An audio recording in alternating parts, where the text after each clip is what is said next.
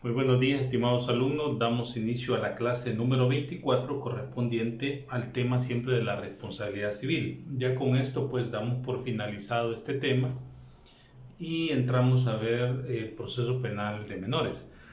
Perdón. Vamos a analizar a partir del artículo 123 del Código Procesal Penal y dice de la siguiente manera: el civilmente responsable y demandado civil.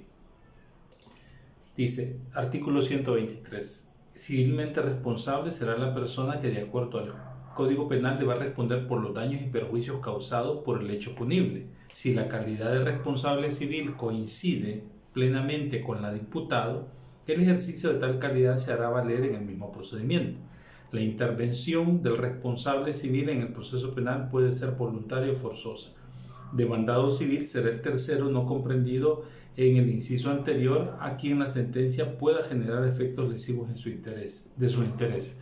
Bien, en un proceso penal para perseguir la responsabilidad civil, acordémonos que puede existir el responsable civil, que muchas veces puede coincidir con la calidad de imputado. Ahí no habría ningún problema, yo soy el imputado y también soy el responsable civil. O puede ser una persona que esté vinculada con el imputado, que también es responsable civil. O en su caso, dice el ordinal segundo, el demandado civil, el tercero no comprendido en el inciso anterior, a quien la sentencia puede generar efectos lesivos de sus intereses. Para esto vamos a irnos al artículo 116 y 117 del Código Penal. En estos artículos, ahí vamos a ver lo que dice.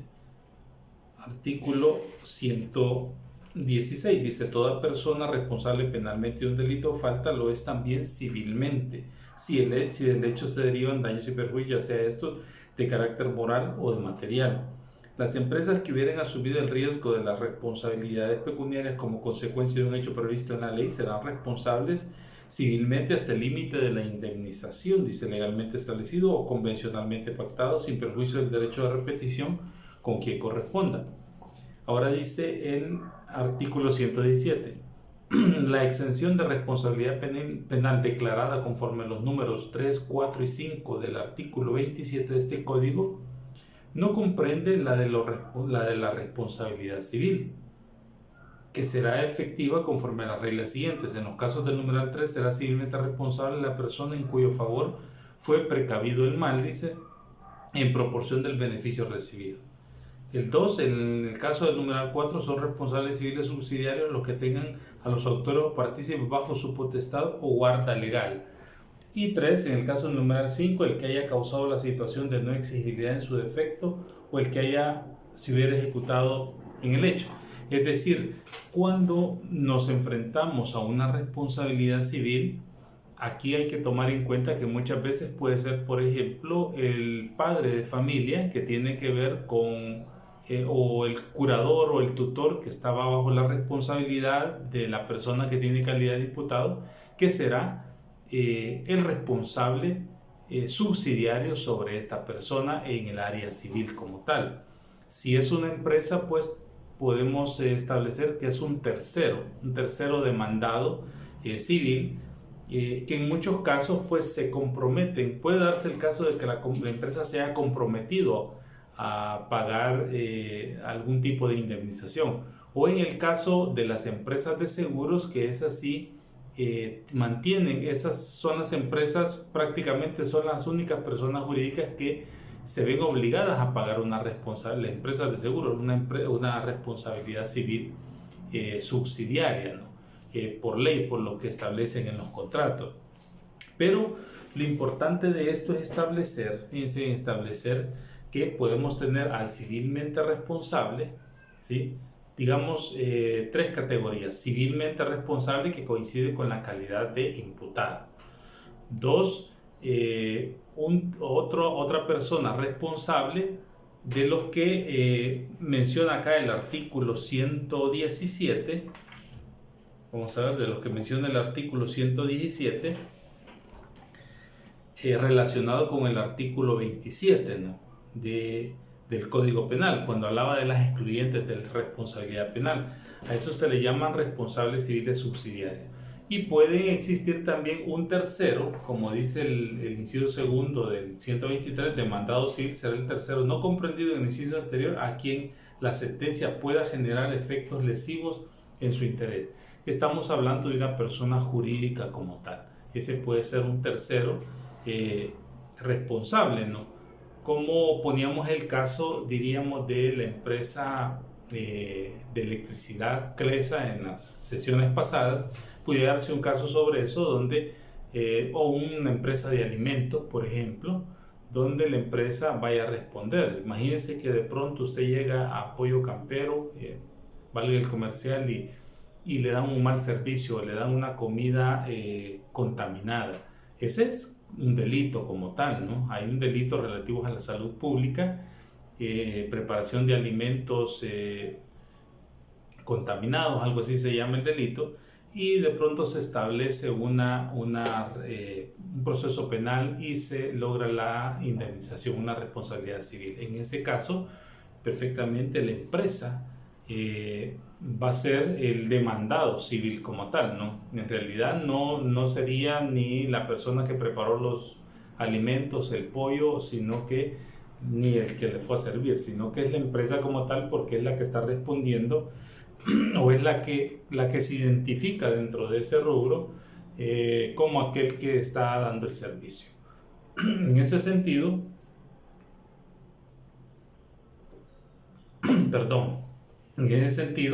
tenemos al demandado civil, es decir, podrían existir tres categorías de personas vinculadas con la responsabilidad civil como tal. Si vemos, bueno, dice, ahora vamos al artículo 124. Artículo 124. Vamos a ver. Solo déjenme ver, aquí está, artículo 124. Dice intervención voluntaria. Quien se considere civilmente responsable o demandado civil podrá solicitar su participación en el procedimiento cuando se haya ejercido la acción civil correspondiente y para el ejercicio de sus derechos deberá ser representado por un abogado. Para constituirse en parte deberá presentar una solicitud la cual contenga las generales del responsable o demandado civil y las de su abogado, así como el lugar designado para citaciones y notificaciones. Si se trata de una persona jurídica, se indicará su denominación, razón social, empresa, documento que legitime su constitución y las generales del representante legal. El vínculo 2 dice el vínculo jurídico del responsable civil con el hecho atribuido al imputado. La intervención voluntaria será admisible antes del vencimiento del plazo de la instrucción. Vean, aquí hay un detalle bastante importante. Hay dos críticas que podemos hacer a este artículo 124. Dice, quien se considere civilmente responsable o demandado civil podrá solicitar su participación en el procedimiento cuando se haya ejercido la acción civil correspondiente. Es decir, la ley está siendo un poquito como idealista en este artículo, diciendo de que si alguien se considera civilmente responsable, deberá, dice, deberá ejercer su derecho, dice, cuando se haya establecido la acción correspondiente. O sea, como que un demandado civil va de iniciativa propia, pues, o va a decir, sí, mire, yo me considero demandado civil ante este caso. Realmente nadie lo va a hacer, porque sabe que está iniciando o está acarreando un par de obligaciones que se le van a imponer de carácter patrimonial o generalmente. Entonces el artículo en su redacción parece muy idealista, decir de que alguien pueda tener esa iniciativa de decir, mire, sí, ante ese delito, por ejemplo, una empresa, decir, bueno, yo asumo, ¿verdad?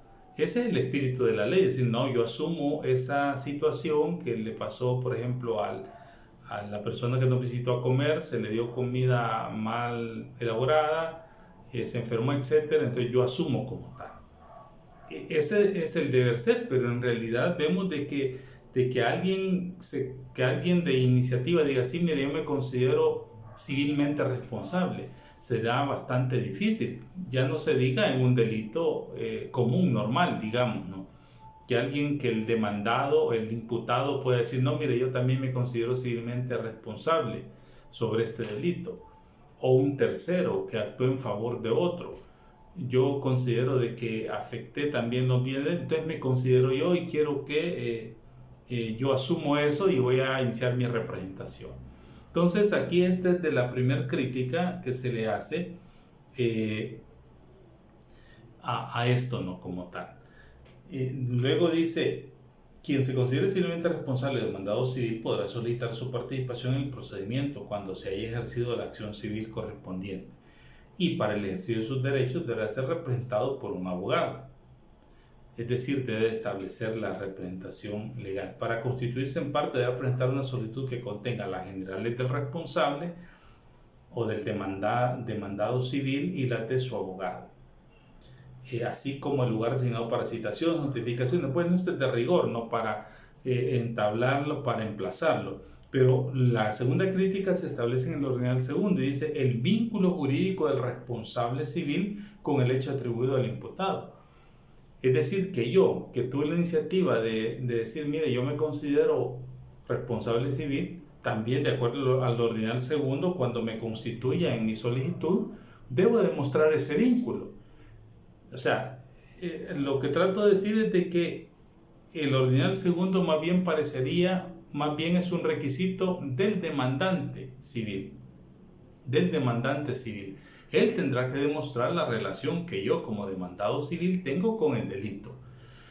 Es decir, por eso se critica este artículo, no tendría que ser yo. En ese caso, claro, la ley aquí sigue una lógica, no dice, bueno, si más arriba en el inciso primero dice de que la empresa o la persona tiene la iniciativa de si se ha considerado civil, de mostrarse parte como tal para defenderse, entonces también que demuestre su vínculo, sí, pero partimos de una redacción muy idealista que más parecería pues de que esto le corresponde a quien pretenda demandar.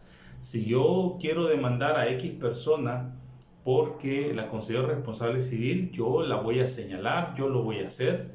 Muy difícilmente la persona a iniciativa de ella va a decir, sí, mire, me considero demandado civil y por tanto voy a buscar a un abogado y voy a iniciar yo también un proceso para defenderme sobre esto o para resarcir un daño. Va a ser muy difícil. Mucho menos pues demostrar un vínculo jurídico. Yo, el perjudicado, tengo que demostrar que tengo un vínculo con eso. Entonces son de las dos críticas que se le hacen a este artículo precisamente cuando se habla de una intervención voluntaria.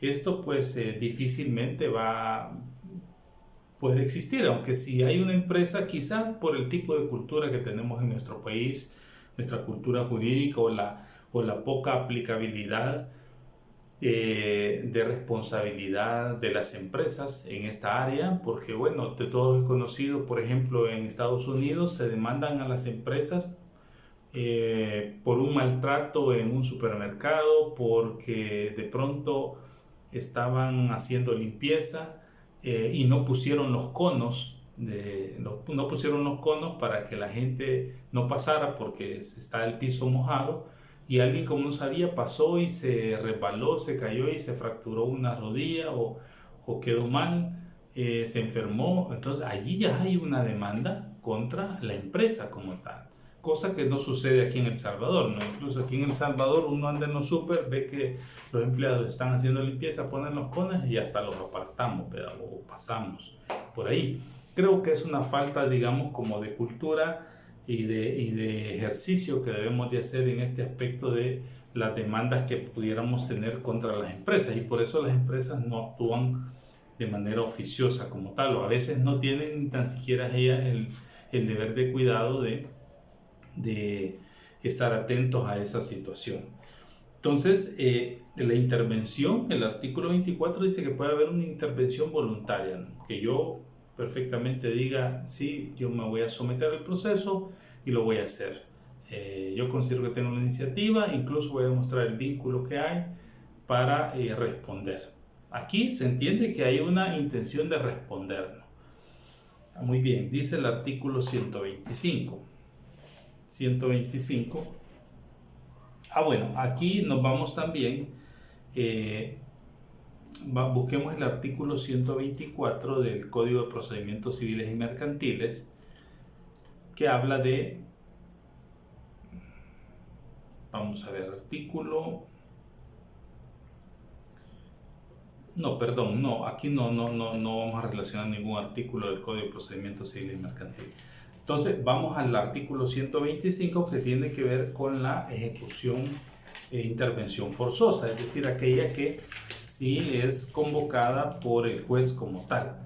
Dice: ejercida la acción e identificado el responsable o el demandado civil, se ordenará su comparecencia mediante emplazamiento que deberá contener las generales del responsable o demandado civil, si se trata de una persona natural. Cuando se trata de una persona jurídica, deberá constar su denominación, razón social, domicilio y la identificación de su representante legal. La indicación, dice, de la parte civil y proceso en el que se debe comparecer. El emplazamiento se verificará, dice, de manera personal por el notificador del juzgado, siguiendo los trámites que para la notificación dispone este código. Ok, dice, ahora, ¿cuáles son los procedimientos que dispone este código? Vámonos al artículo 161. 161 y 162 del Código Procesal Penal. Dice el artículo 161, por ejemplo, mi notificación personal. Cuando la notificación sea en persona, se dejará constancia, dice, del acto con la indicación de la fecha y la firma del notificado y del notificador. Cuando la notificación se haga en la residencia, oficina o lugar del trabajo, el funcionario encargado de practicarla llevará 2 copias autorizadas de la resolución con indicación del procedimiento y el tribunal que dictó, y entregará una copia al notificado. Es decir, aquí están todas las reglas de las notificaciones que pueden establecerse. Entonces, cuando hablamos de eso, pues incluso puede haber una notificación por edicto, pueden haber nulidades de la notificación también, audiencias especiales. Por ejemplo, cuando el juez o tribunal disponga una audiencia, fijará la fecha y hora de dicho acto con una anticipación que no será inferior a 3 días. Se entenderá que todas las partes han sido convocadas, salvo que la convocatoria se refiera a alguna de ellas en particular. Este tipo, el 166, nos habla de diferentes tipos de audiencias, no solo para las notificaciones, sino para verificar, digamos, algún defecto de la demanda civil, podría ser, o algunas cuestiones penales como tal. Entonces se van a regir las reglas del 161 y siguientes en el caso de las notificaciones. Si fuera en un proceso civil, nos vamos al artículo 182. Si la responsabilidad civil se estuviera siguiendo allá, en un proceso civil, nos vamos a las reglas del 182, emplazamientos, en el Código de Procedimientos Civiles y Mercantiles. Y dice: todo demandado debe ser debidamente informado de la admisión de una demanda en su contra, a fin de que pueda preparar la defensa de sus derechos o intereses legítimos. A tal efecto, el demandante deberá indicar la dirección donde pueda ser localizado el demandado. Si manifestare que es imposible hacerlo, se utilizarán los medios que el juez considere idóneos para averiguar dichas circunstancias, pudiendo dirigirse en virtud de la obligación que tiene toda persona o autoridad de colaborar a registros u organismos públicos, asociaciones, entidades o empresas que puedan dar razón de ella. Luego dice: si se obtuviere el conocimiento de un domicilio o un lugar de residencia, se practicará la comunicación en la forma ordinaria. En caso contrario, el emplazamiento se realizará en la forma prevista en este código. Ahora dice el 182, en la misma resolución en que se admita la demanda, se ordenará el emplazamiento del demandado, el cual se efectuará mediante esquela de emplazamiento. Dicha esquela contendrá identificación del tribunal, del demandado, identificación del proceso, del plazo para contestar la demanda, relación de los documentos anexos, fecha de expedición, nombre y firma. A partir de este momento, la persona ya queda notificada como tal, emplazada al llamamiento, y ya tiene la calidad de un demandado civil. Este es el efecto que tiene. En el momento que se le da la notificación con todos esos requisitos que establece el 182, ya tiene la calidad de demandado civil como tal. Entonces, Vea, volvamos al artículo 125, mandado civil.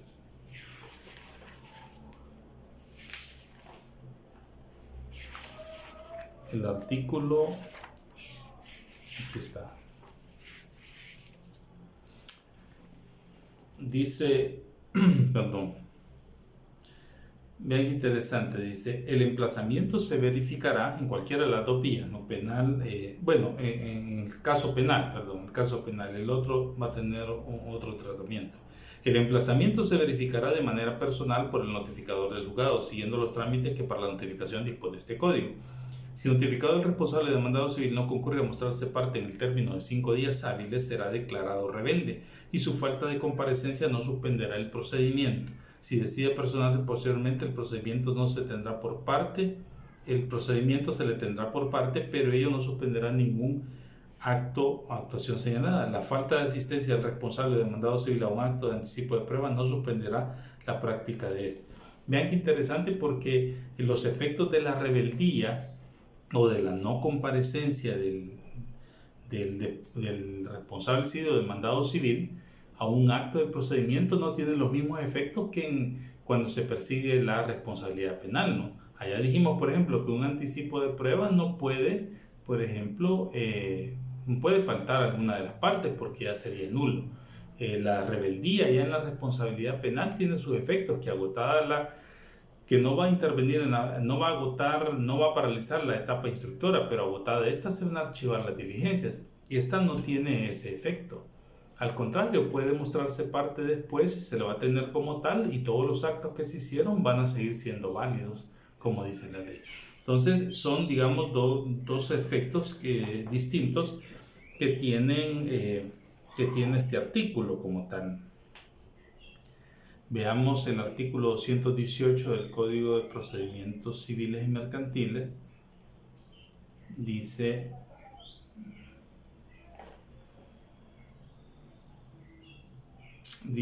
bueno, habla de la congruencia de las sentencias, ¿no? Habla de las congruencias, sí. Esto tiene relación en el sentido de que cuando se va a establecer